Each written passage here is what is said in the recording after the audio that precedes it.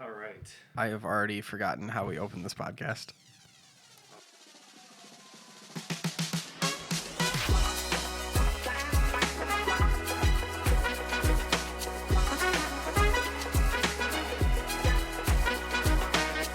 Glenn Brown. Ryan Mione. Again, like you said, those are not our names. That's each other's names. Yep. If that makes sense. We are back. Episode 2 of Love at First Try. Mm-hmm. Our fluffy name, as you put it. Was that the fluffy? That was that the best adjective I I could think, come yeah. up I think there's some worse adjectives that we could Okay. use for it. Yeah. Yeah. So we just finished playing a round of Wingspan. Yep. And it is a great segue to what I'm going to suggest for you, but we'll Oh. get to that in a little bit. Okay, cool. Anything new since we last recorded in your life? Man, well, my best friend did try my favorite board game. Wow. So that was pretty exciting, yeah. That's crazy. I don't want to hear any details about it. Okay. No. We won't talk about it at all. Yeah, we recorded the episode right before we played, and now we're recording the second episode within a day. But yeah, I can. So this will be the first. Okay, so just like you were on the edge, or thrown under the bus a little bit about your first suggestion. You have the first review. I have the first review. Yeah. And I want to put this out that I think for next time when I do a review, I definitely want to write some things out, Okay. type it out. But this is just gonna be off the top of my head since we just Sure. played. So Sorry. Yes. Quick suggestion, just right off the dome right like now. it. Let's hear it. Do we want to have some sort of scoring on like how well it hit the other person, and we have like a scoreboard kind Okay. of thing going, or is that two numbers? Okay. We want to be a little more free So for that. I like rating systems, and I also hate them Mm-hmm. because I think there are things that can have similar ratings, but also not at all be comparable. Mm-hmm. So I think if you want to do 1 out of 10 or however you want to rate it. I was thinking maybe just like 1 out of 10, just ballpark of like how well it hit you, like Yeah. how good the suggestion was for you personally. Okay, that's kind of fair. thing. You know, Yeah. not like rate the game or rate the thing. 'cause I that would would- get out of hand, but I would like us to have our own rating system. okay, I think we need to let that just kind of okay, come out naturally. okay. I'm good with that. I will do a 1 out of 10 for now. Okay, And I'll do the 1 out of 10. But then I think for the kind of longevity, I want us to come up with something that feels more us okay. and more accurate to what we're going for. I So, like that. Wingspan. What did I think? What was my reaction? So first off, the Easter description you had of it was really on point. Okay. Lots of pastel colors. Like there were little things put into it that I like was really drawn to. Mm-hmm. Like what? The art style is really clean, but it feels so like there's like continuity is the best word to describe it. Okay. So like when a game has a movie or music has continuity where it's like themes of the music or whatever the medium is connect to itself on Yeah. multiple levels, Yeah. that really speaks loudly I to love me. that too. Yeah. So like there's like a little birdhouse that you roll the dice in or like a dice tower that's like connective, and then it's like the dice are like wooden. So there's like a naturalistic feel which like ties into everything. There's like this watercolor feel to it, and then like there were little things like the book pamphlet for the rules just had like a nice feel to it. It just felt like everything was thought out. It's very thorough. Yeah, like Yeah. all the way through, and it felt like, oh, these dice are definitely to this game, which is like not huge. Like if a game doesn't have that, it's like not the biggest deal. But there's something that feels nice that when you open the box, the theme of the box is all the way through it. Yeah. So like that was a big thing for me. So like the things I loved about it alongside that were like you could immediately tell the complexity of the game.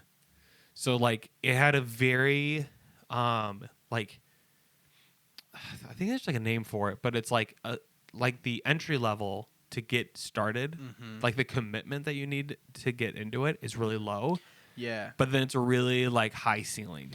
That's what I was gonna ask. Is like I feel like I've recommended it to people, and it's been fairly easy to jump into, but also the complexity, like you said, the complexity ceiling is pretty high on it. Yeah. So I was gonna ask like what you thought like right away. How would you jive with, and then like towards the end of the game, where you feeling Yeah, like I really liked how things kind of built off of each other, and I love when a game, when you can read something, you're like, I don't understand how this is helpful, and then you look at the system it like connects to, and you go, oh my gosh, this is like a huge, like this is a really powerful card or really powerful bird, Gotcha, or yeah. whatever. You know, it's like you see. I like when things are weak alone and really strong together.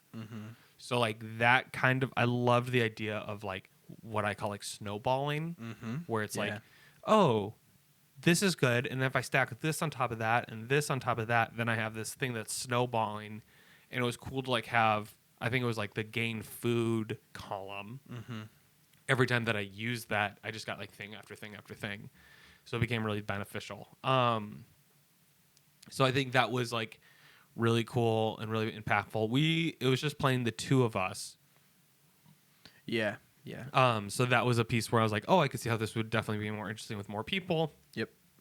So I would love it. I did love it, and I would play it again.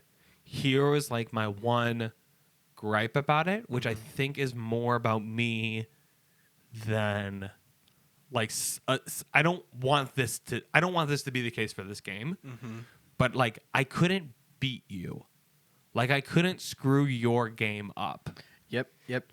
It's very your games are very much separate from each other. You're not like sabotaging the other people. Yeah, and like I had this feeling about it was like the last last round or so where I was like, I'm kind of just playing this game next to Glenn. There's not a lot of interaction, and that I didn't love. Okay. I like it when there's this action and reaction and back and forth. I feel that, yeah. And I think it's like it just totally is the game where it's keep it chill, keep it relaxed, and you're just kind of enjoying and like. But there is like a level of stress that shows up on those last two rounds where you're really trying to maximize your amount of turns. You're trying to maximize the birds you have, and like there was like a overwhelming like sense of like anxiety showing up where it's like okay, hold on. So if I play this card and then I lay this egg, and it's like so like I could see like I think it's my first time like just wanting to do the best I can, but I could see after a couple more rounds going like, hey, sometimes you're gonna get really awesome systems that build, and sometimes it's like you just got to do the best with what you got. Yeah, and like I said, I've played that game so many times, and I still, like, every time I go into the game, you confirm if you felt like this, but it almost feels like round 1 and 2, it's like, oh, man, I got all the time in the world. I'll just figure all this out. Like, I'll get there. No worries.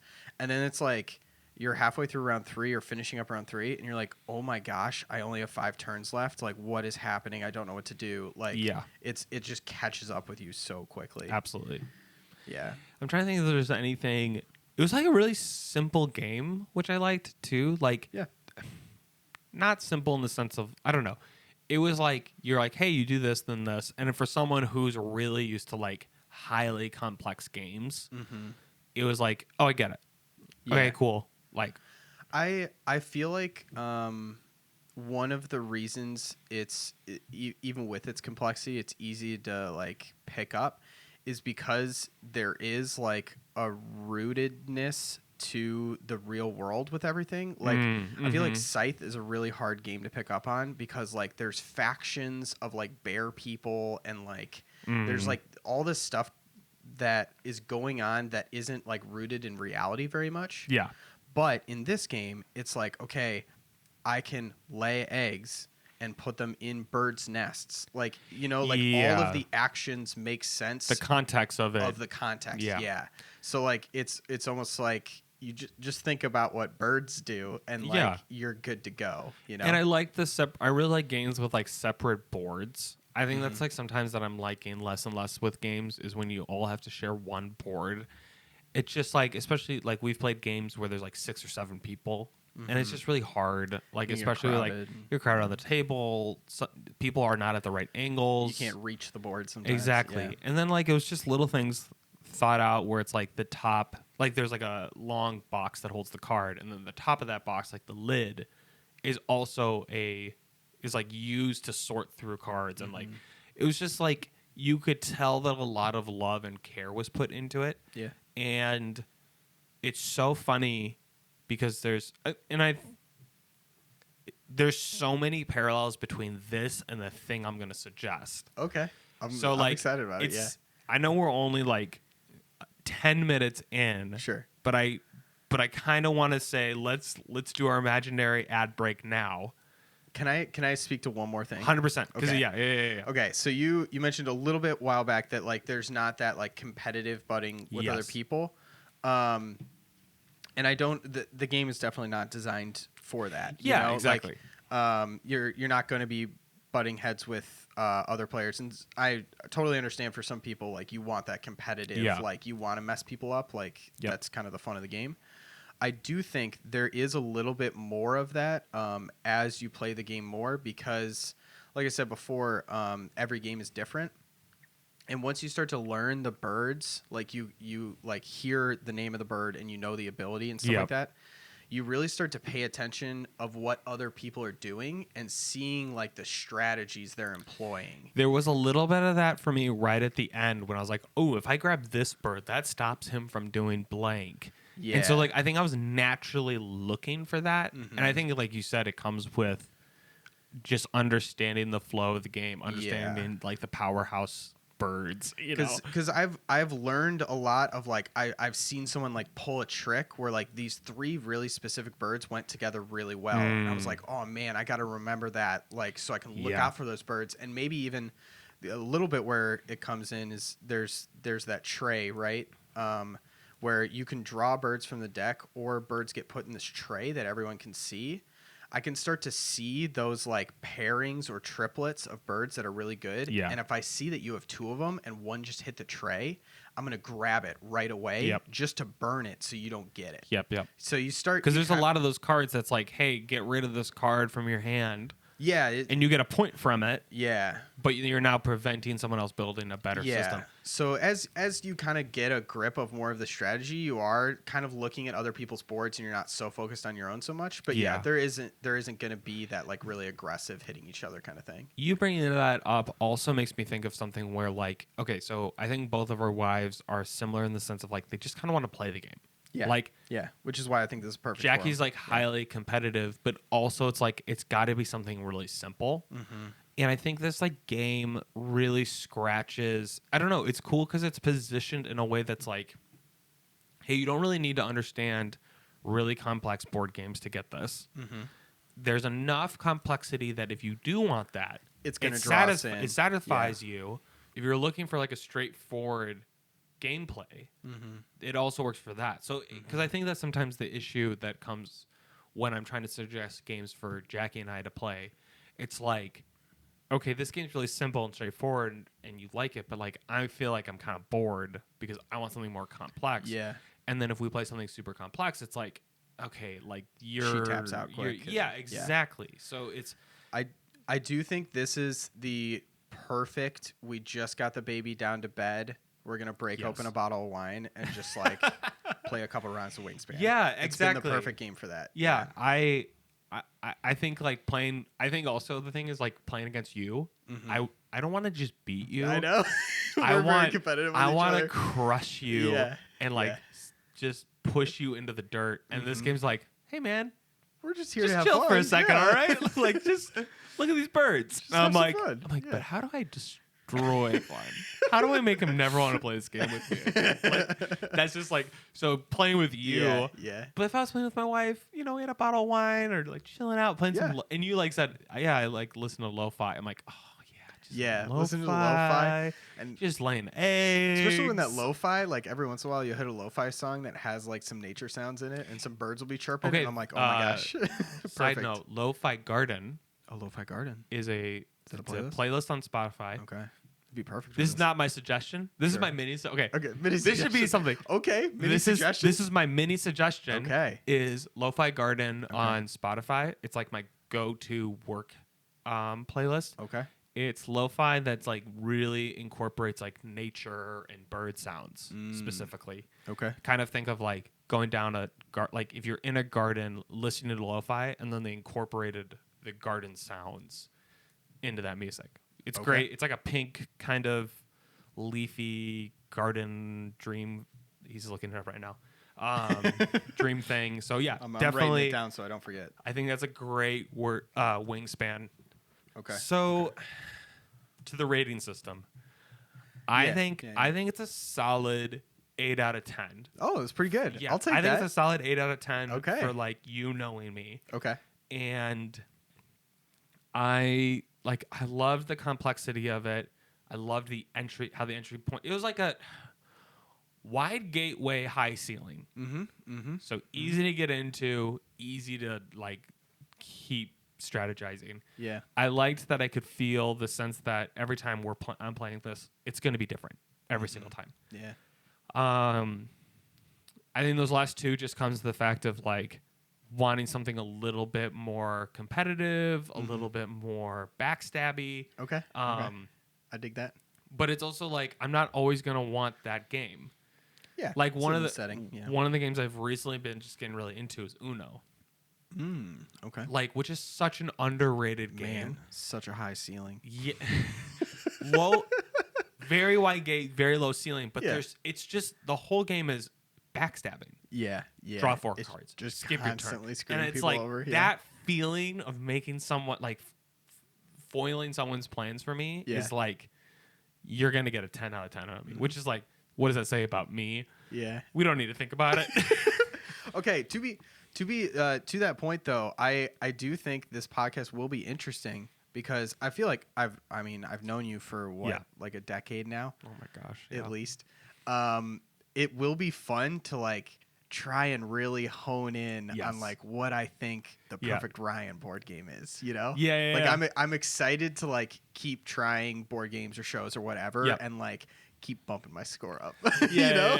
Yeah. I think this is a solid 8 out of 10. Okay. I'll take that for a first suggestion. And I think it's solid. Thought I wasn't gonna like it as much. Okay. Like, I was like, okay, let's ignore the fact that this is about bird watching. Yeah. Which, okay, to be fair, I feel like that's real. Is that like what it describes itself as? I believe so. Like if you look it up online, like that's kind of like because I felt like what people describe it as. I'm not sure if that's like the official website. I feel like that really is a bad way of describing that. Oh, you think so? Okay. Because I think I guess that's it. That is what bird watching is like understanding the bird and how it functions or like its habitat and everything. But it felt like a game of, I think the way you described it afterwards of like, it's like, what was the phrase you said? Like machine. It's engine builder. Engine builder. Yeah. When you described it as that, then I was like, oh, now I'm intrigued. And that's what it I knew you would like engine builder. That's what it felt like more to me. So yeah, I would say 8 out of 10 for like the bullseye of like specifically towards Ryan. And then I would say it's 10 sparrows out of 10 sparrows would fly again. Okay, I like that. Yeah, definitely would build my nest into this game. Nice. Lay my eggs. Love the get puns. my food. Yeah. Draw a card. Keep going. You got this. What was it called? Not stacking. What was the tucking? Definitely would that. Nope, not gonna use that phrase. Yep, nope, probably We're fine. not. Moving on. No, I really enjoyed it. Sweet. And yeah, I think it leads. So we're gonna go into our imaginary ad break now. Well, I mean, don't say it's imaginary. You don't know. That's true. We're gonna go into our very real ad break. Something could happen. You know. Something could happen in our second episode. Yep. And we're back from our ad. Man, so, what a good ad. I'm not gonna go there. It was great. cut that. So man, just as I'm talking, like just like from as like we're having a conversation, things are just popping up to tell you. And I'm like, I'm gonna have to wait so long until I can tell Glenn about this thing. Is it like a specific suggestion for the podcast? Because I said like cut that, and then there's a podcast off of a TV show called Always. Okay, you know this show Always Sunny in Philadelphia. Yep, still not watched it. Amazing show. Yeah. But they have a podcast where the creators of the show watch the show and talk my about God. each episode. Okay. And they have a phrase where they go cut that, where they say something. Okay. And it made me think of it. And I'm like, great. Now I have to Save it for the podcast. I can send the podcast. So there's a little taste of it. We'll get into it. Okay, so the game that we just played, Wingspan, Yes. is really similar to my suggestion. Okay. So feel free. You have, to be fair, it's called Love at First Try. Yes. I'm 85% sure you have tried this already, Okay. but in its online form. Okay. In If you tell me what it is, I Yeah, and could the tell you thing for that for sure. the thing I am suggesting Okay. is the thing I'm currently obsessed with, which is Magic the Gathering. Magic the Gathering. Yes, and Oh man, you're gonna hit me with Magic right off the bat. Yes. I love this. Okay. Okay. So I, for the record, have not played this online. Okay. I have only played Hearthstone, perfect. Okay. which, to my knowledge, Hearthstone is like kind of a little bit of a simpler version of Yes. that. Maybe it's a good intro for me into Magic. Okay. Yes, absolutely. Yes, I think if you've played Hearthstone, the transition from Hearthstone to Magic is really easy. Easier. I do believe we played one game of Magic once again a decade ago. Okay, that sounds about right. So we can say, no, I have not tried Magic. Okay. So I'll go through my personal experience with it, kind of where I'm at with it now, talk a little bit of why I like it, and then, of course, feel free to just interject. Okay. It's just like Pokemon, right? Pokemon. Yeah. Yeah. Exactly. It's just like Pokemons. What did my mom say the other day? She was like, because you know how I am when I'm obsessed about something, I just have to talk about it constantly. Yep. And I was talking I about. tried explaining Attack on Titan to my parents just because I needed to talk about it. Yikes! How did that go? Their eyes glassed over in the second sentence. Yeah, I figured. Yeah. But my mom said, "Oh, we played a game. It was." She combined the word Yu-Gi-Oh and Pokemon. That is so It was like good. Yugman or something. Thrive on that. And That's I was like, amazing. that's so wrong in the best way. Yeah. Which was Yu-Gi-Oh. Her and I played Yu-Gi-Oh together. I have not played Yu-Gi-Oh in a while, so I don't think I'll be suggesting that. But maybe that's another game I haven't played in a long. I used to have like a massive Yu-Gi-Oh card collection, and Same. and played it with. I had one friend who I played it with a couple times. Was it Ethan? No, it wasn't Ethan. Okay. It was Tristan. It was my friend from preschool. Whoa. Real throwback, yeah. But yeah, the couple times we played it, I loved it, but I also don't think we understood even what we were doing. That was my experience with Pokemon. We were just throwing cards on a table. I had the cards. I was like, I don't know how to play this, but this one's cooler than this one. I got a holographic Charizard. Yeah. So, Ryan's personal history with Magic the Gathering. Okay, yeah, hit me. Dominic and I, his older brothers had a bunch of Magic cards, and there are so many different types of Magic cards, and they had a huge box. I don't think they knew how to play it, but we just were so drawn to the art, and we would just look through these cards, and we always wanted to learn how to play it, but never knew how. Would you happen to know how many different Magic cards are? Even roughly? How? If you were going to ask me right now, I would probably say thousands, but for all I know, it could be in the hundreds of thousands. I have no idea. There are currently more than 20,000 unique Magic cards, Okay, that's quite a bit. to which hundreds are added each year. Oof, okay. So we looked through and they were these older Magic cards, and I just I can picture them so clearly now, in my head. And we were 6 or 7, never knew how to play, and then that was kind of the end of that. I got into Yu-Gi-Oh when I was younger, and then in college, Jackie, one of her dorm mates, connected me with some people who knew how to play Magic, and they got me really into it. And then that kind of died down after college. I actually learned how to play it, really, really enjoyed it, got some people into it, played through college, stopped. And then just recently, I would say even the past month or so, got randomly back into it. I think Mike asked me about Magic, and then we started talking about it. I pulled all my cards up, I found them, we started playing, and then I also started playing Magic Arena, which is the online version. Okay. Is that kind of an easier barrier to entry? Yes. It just So kind of automates some things. yeah, the thing about Magic is there are lots of systems in it. So having it all automated is really great. Yeah. I'm just so drawn to the physical, Yeah. tangible cards. Yeah. I get that. But the online's great because you can have it on your phone or your computer. They sync. It's really easy to get cards. Okay. We can play each other directly. You can do ranked. You can do all these different versions in the app. And it's great to just like, you're bored. You got 5-10 minutes. You whip out a game and then you're done. Sure. So it's like, it's almost like the arena to me feels like the fast food version. Okay. And then like the physical one is more of like, hey, let's sit down, let's enjoy it. Full-scale restaurant. The full scale. Yeah, exactly. Okay. Some people would probably disagree with me on that. So Magic the Gathering was a card game made by Richard Garfield, Okay. which to me rings a bell because I know about it. But I think he's like, The creator of Garfield the cat. yes, he is. He is a cat. The game was made in 1993. Oh, wow. So it's been around for quite a bit. I was going to say that feels too recent to have 20,000 cards. Yeah. It is also 2022, so I am realizing that that is quite a long time ago. Exactly. I'm So, older than I think. Yep. Yeah. It's Okay. 3 years before we were born, so you guys can do the math.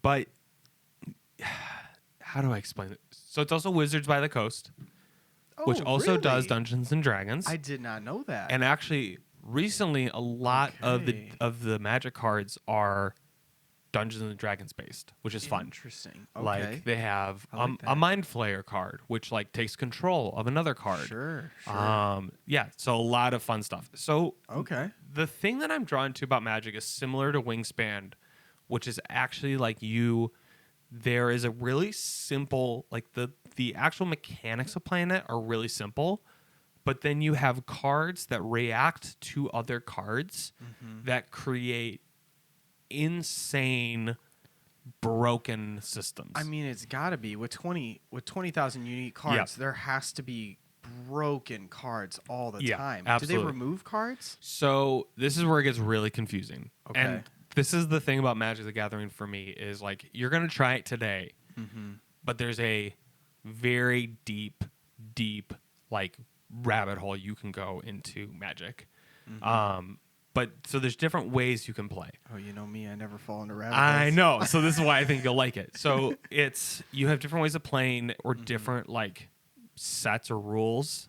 So like there's standard, which means you play with the 4 most current Magic the Gathering sets that came out. Oh, okay. And then when the next one comes out, the older The one oldest goes one. out. Interesting. And so that Okay. way the pool of cards you're playing out of are always changing. Which Okay. Well, and that also means that you don't have to keep track of cards from 1993. exactly. But there's Okay. also a playstyle called Pioneer, which is what I play, which means it's every card that's like not in standard, with the certain cards that are banned. Okay. There's Penny, which means you can only play with really cheap cards.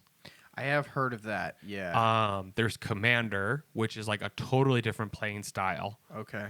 So there's like I like app. this. Okay, So so there's- there's entire different Yeah. games essentially. And Commander is interesting. So the way a deck works is you can have a maximum of 4 cards, 4 types of one card in your deck, not including what they call basic land, which are like your mana. So you can have up to 4, which means like, up to 4 with a minimum of 60 cards in the deck. Okay. With Commander, your deck size is 100, and you only get 1 of every kind, or 1 of a kind. Okay. So you're getting a very variety, and usually Commander's played with 4 people, Okay. and you all attack each other, and so it becomes political, and you're making decisions Interesting. and stuff, and there's other rules with. So it's like if you have cards, you can just play so many different ways. There's a style called Two-Headed Giant, where it's 2v2, and so you get to bounce Okay. spells off of each other and yeah, things. yeah. There's so many wild like different systems in it, and like Yeah, I feel like that alone makes the game so much more interesting and complex to like play Yeah. it with like different game modes essentially. Yeah. Like, and then that's cool. the whole like building your deck is a whole thing on its own. yeah, I understand like there's like a sense of ownership and like Yep. pride in the deck you're able to build Yeah. and stuff like that. Like any of that type of game, card And games. So and when we talk about like the continuity of a game, I think this can lose that really quick because you have a game that's going on for almost 30 years now. Yeah, Like it's a long time. you just tend don't say 30 years. Yeah, I know. So you just tend to have that feeling of like, okay, this is really wild. Like there are, and a lot of these cards are banned, but like one of the cards that pops in my head is like there's one where you rip it in half and you drop it 6 feet from the table, and if it lands face up, you win the game. So there's just like What?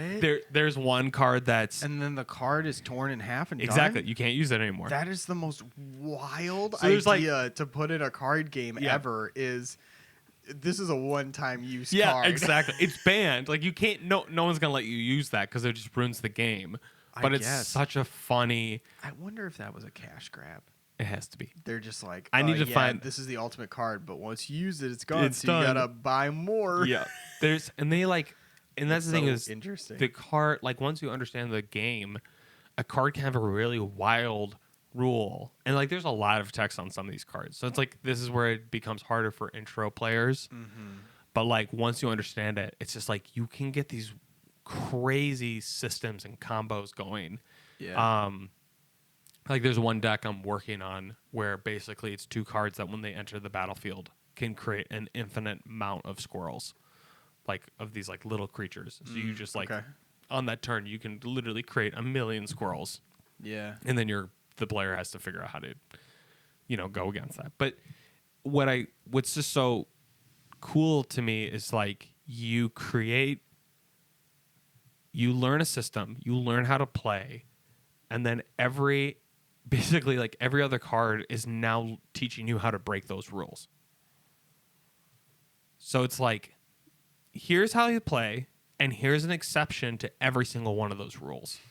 Good. Yeah. And so it's like, to me, it's the most intense version of that, like competitiveness and screw you. I can play something. You go, actually, you don't play that, and I go, actually, I do play that. It's like, Your actually, you favorite don't thing, play. yeah. It's just like that back and forth. Yeah.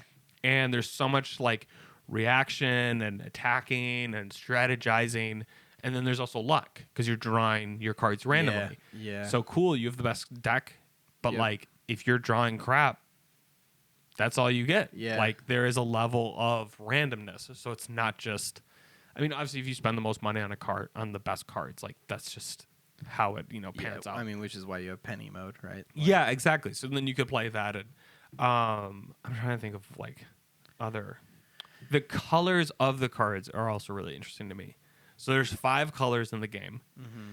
In Hearthstone, they're classes. Yep. In this, it's colors. So you have blue, black, green, red, and white. Okay. And all of them have characteristics. So like white is very much about building things up, Okay. as well as like having armies of like what we call tokens. Okay. Blue is all about like knowledge or kind of plotting. So it's like you get to look at like the next cards in your deck, or you get to counter something, Interesting. Okay. or you get to. It's like also kind of like flying. So like I really like that. yeah, I like that a lot. And then black is all about sacrificing. So you Okay. sacrifice your health to do things, or you sacrifice a creature to do things, or Yeah. you actually use, like when cards die, they go to the graveyard. Black will use the graveyard as a hand. Okay. So it's like, it's like the idea of death and decay, but also like Yeah. kind of like almost like contracts with a demon where it's like you get something really powerful, but like yeah. you have to. Warlocky vibes. Exactly. Yeah, I feel like obviously, like I said before, my only touchstone for anything close to this is Hearthstone. I feel like the only reason I'm able to like really understand everything you're saying is because I did play Hearthstone, Yes. and it sounds very similar. Where it's It like gives classes. it gives me a lot of context into this, but Yep. it does sound way more complex. Yeah, and I think it's like what's cool is you get these 5 colors, but then there are cards that are multiple colors. Oh, So it's like your deck can be anything. You can put any card into your deck. You just like Is it a situation where like you kind of want your deck to be mostly one color because those all work together? Not necessarily. Or so usually it's like dual colors. Okay, I have heard people being like, "Oh yeah, I run a blue deck," or Yep. like, "Oh, I run a blue-white deck," or something Yep. like that. So it'll be like a lot of times they'll say like mono blue, mono red, which means just blue, just red. Yep. And what that means is like, so you need cards in Hearthstone. You just get a mana, or I don't know what they're called, like the little crystals. Mana stone. We'll just say mana. Yeah, you're So like every turn you get that mana. Like you Yeah. know on your turn It's 3 just automatic. you'll have 3. This you have to draw the mana. Okay. So you might draw only what they're called lands. Yep. You might only draw 3 lands and not draw any more, and you could be on turn 8 and only have 3 mana to work with. Yeah.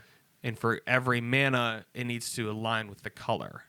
So you can So if run. I'm playing a blue card, I need blue mana to back that Yep. up. Okay. So if you have 5 different colors in one deck, The odds of those lining up are Exactly. gonna screw you. But there's Okay. like dual lands that have. It's just like there's the depth of it is just endless. exactly. Yeah. Um. It's a dark abyss. Yeah. So I've really liked the arena just because I can play online. You know, I have it on my phone.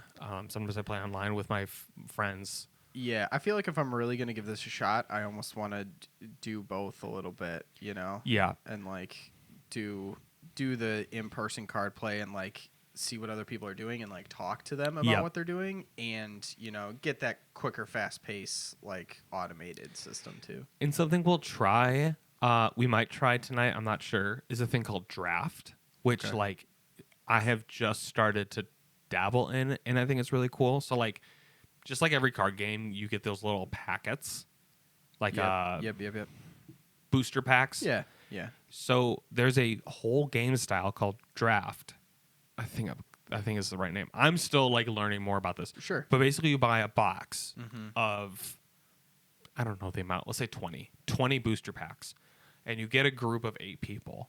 Okay. And you build your whole deck by opening them up, Yeah. taking one card out of that booster pack, and then handing that down. Oh, man, that sounds so fun. And then you all build your deck Yeah. out of random cards, And then play. and then you play each other. Okay, so this was actually going to lead into my next question, which is like we're going to go play, obviously. Yep. But obviously, I do not have a deck. Yes. And I feel like a lot of the strategy and gameplay is in building that deck.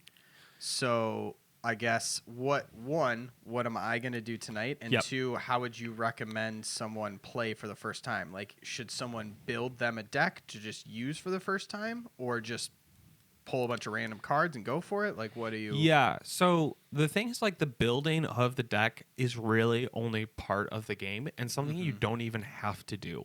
Like, there are decks that people make, and you just go, I'm going to buy that. And you just hit a button, and it will buy you all the cards. But to play that deck properly, you need to know what's in it, right? Exactly. But there's, like, you can get so finite and so, like, granular about the deck building.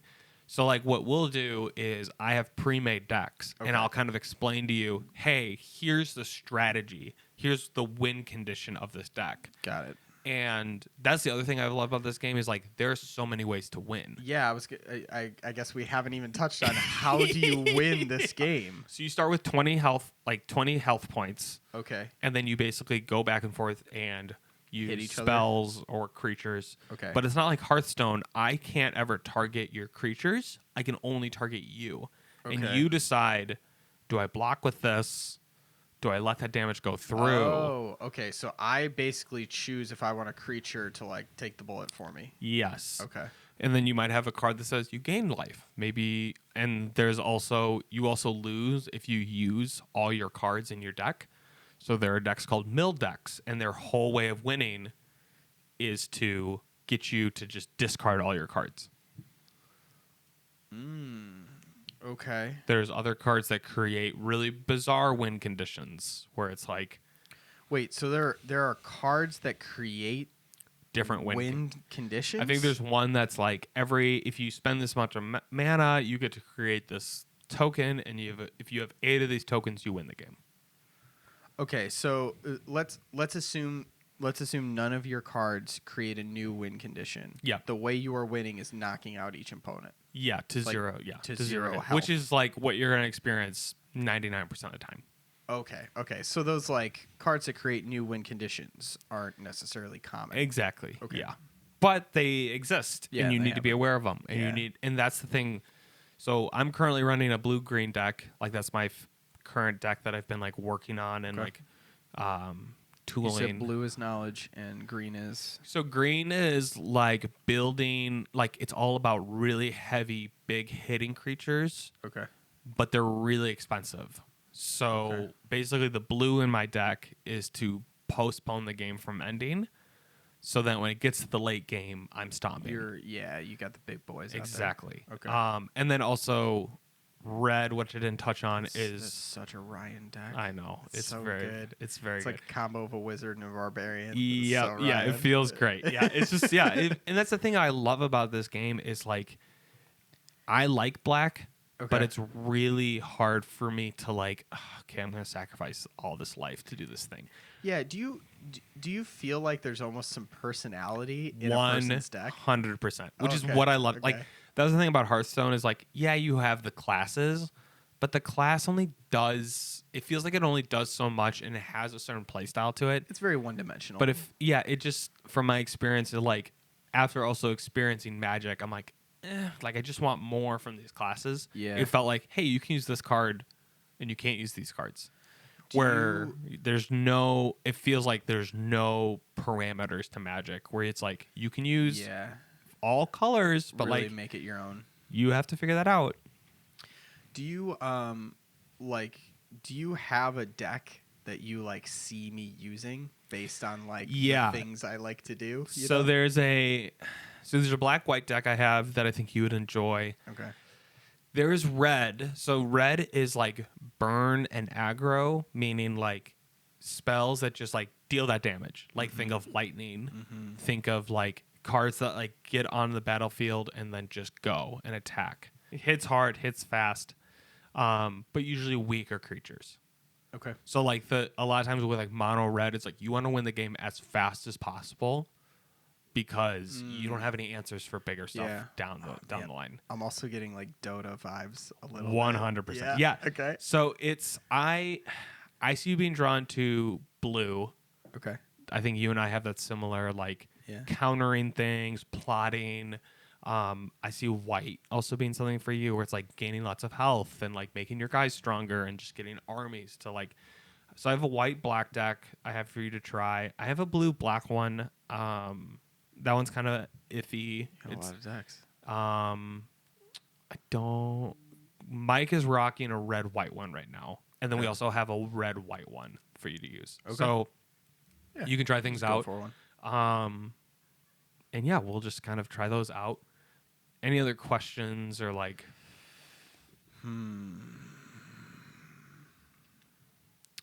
I don't think so.